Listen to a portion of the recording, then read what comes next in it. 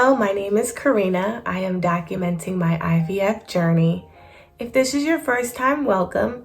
Be sure to catch up and subscribe. I have a few videos leading up to this one, which is going to be about my transfer, my embryo transfer. If you've been following me thus far, thank you so much for your support and your love. I really appreciate it.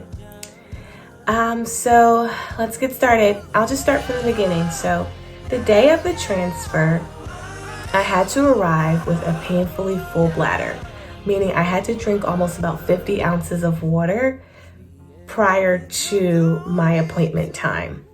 And my bladder was literally painful, painfully full. The reason is because your bladder and your uterus are kind of like that. If your bladder is full, it allows your uterus to be clearly visible for the doctor on the ultrasound to then insert the embryo. So that's why.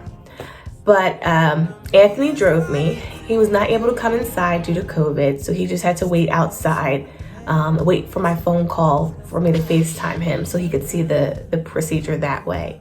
All right, I'm going in for the frozen embryo transfer. Because of Corona, Anthony has to stay in the car. But, praying for God. I'm wearing that God, I'm nervous, I can't even talk. But I'm wearing my Waymaker shirt and my little pineapple pin. All right, here we go.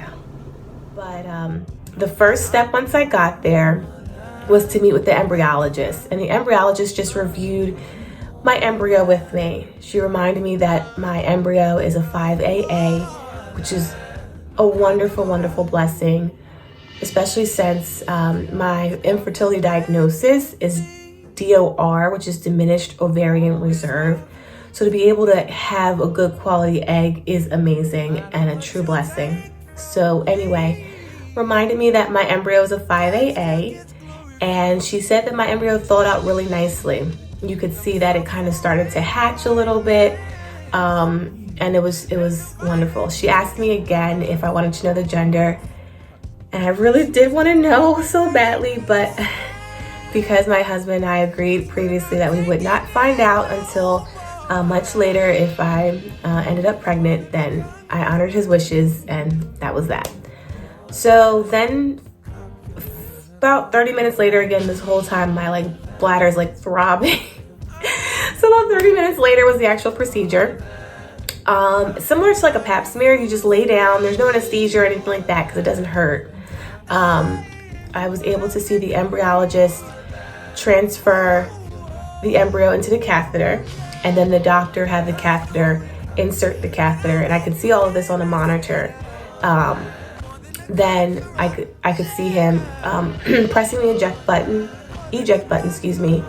on the catheter, releasing the embryo into my uterus. Then one thing that I was told was miraculous and rare was that my embryo, once released, it didn't stay where he injected. It then shot up even further into my uterus. So for the embryo to kind of just flash on its own was amazing. And there's a term that he used, I can't remember, but he did tell me it was rare. But I took that as a good sign. I said, this embryo, our little baby, just is ready to reunite with mama and implant. So I'm going to take that as a good sign. But that was the procedure. I was then able to, I was released and told to be on bed rest for the whole day. So prior to going home, I asked Anthony to stop off at Burger King, which is closest to our house, and get French fries. Because following all the blogs and things like that, I was told you want to have French fries, something salty. So I had my Gatorade and my French fries. And some of the other little nuances in following all the IVF blogs that I did was I had my fuzzy slippers. I ate my pineapple core. But for most of the day, I was on bed rest. I laid in bed. I have a wedge pillow, and I actually laid with my legs inclined.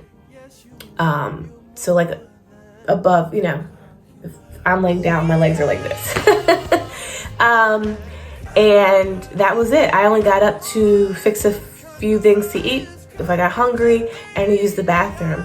But that was it. The very next day I actually did go for a walk, because if you remember, I was having issues with circulation, so I did want to get up and move around.